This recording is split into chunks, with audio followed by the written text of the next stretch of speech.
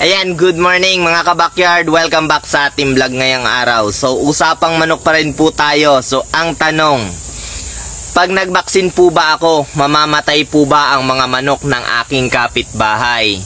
Ayan po, lumang kasabihan na po yan o paniniwala.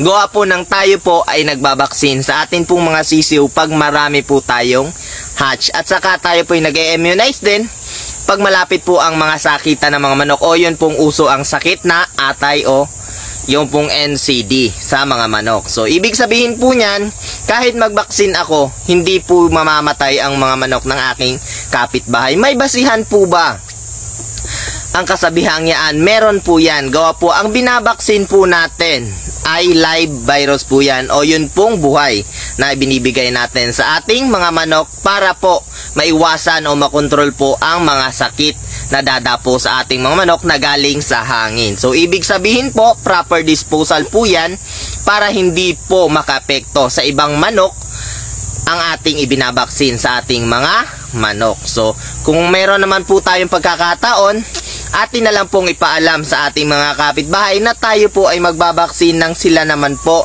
ay makabili o yung sobra po natin maibigay po natin sa kanila nang maiwasan po natin ang gulo sa usapang yaan. So maraming salamat po.